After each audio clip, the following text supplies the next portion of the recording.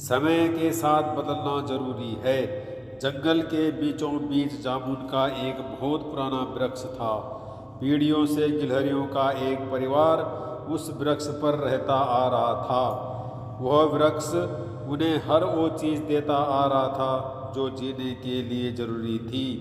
खाने के लिए फल, रहने के लिए अपने खोखले तनों में आसरा और खतरनाक पक्षियों और जानवरों से सुरक्षा।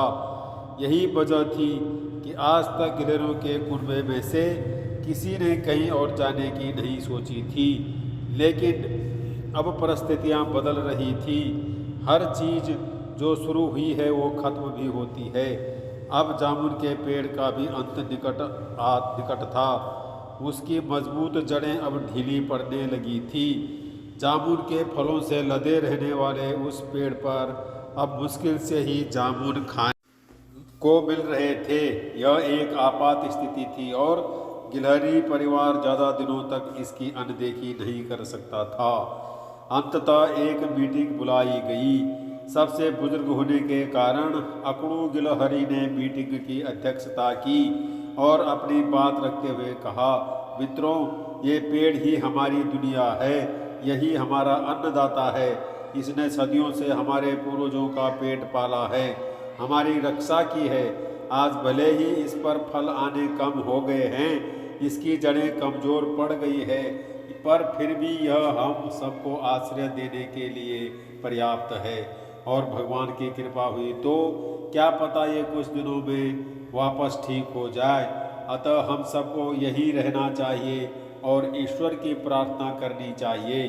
सभी गिलहरियों ने अकड़ू की हाँ में हाँ मिलाई, लेकिन गिल्लू गिलहरी से रहा नहीं गया और उसने हाथ उठाते हुए कहा, मुझे कुछ कहना है। क्या कहना है? हम भी तो सुने।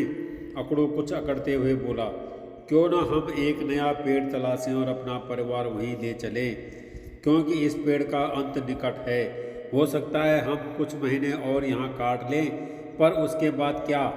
हमें कभी न कभी तो इस पेड़ को छोड़ना ही होगा। बेकार की बात करना छोड़ो गिलू। नए खून के जोश में तुम ये भूल रहे हो कि इस पेड़ के बाहर कितना खतरा है। जो कोई भी यहाँ से जाने की सोचेगा उसे बाज, लोमड़ी या कोई अन्य जानवर मार कर खा जाएगा। और भगवान पर भरोसा भी तो कोई चीज़ होती है।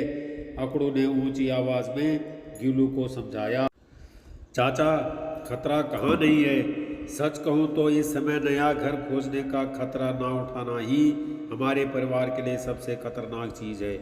और जहाँ तक भगवान पर भरोसे की बात है, तो अगर हम उस पर इस मरते हुए पेड़ में जान डालने का भरोसा कर सकते हैं, तो नया घर खोजते वक्त हमारी जान की रक्षा करने का भरोसा क्यों नहीं दिखा सकते। आप लोगों को जो करना है करिए, मैं तो चला नया घर ढूंढने। और ऐसा कहते हुए गीलू जामुन का पेड़ छोड़कर चला गया। गीलू के जाने के कई दिनों बाद तक उसकी कोई खबर नहीं आई। इस पर अकड़ू सबको यही कहता फिरता, मैंने मना किया था, बाहर जाने का खतरा है, पर वो सुनता तब तो मारा गया बेकार में। बाकी गिलहरियां अकड़ू की बात सुनती, पर समय के साथ साथ उस धाराशायी हो रहे पेड़ पर रहना मुश्किल होता जा रहा था। इसलिए गिलहरी परिवार ने एक और मीटिंग बुलाई। इस बार परिवार दो हिस्सों में बंट गया।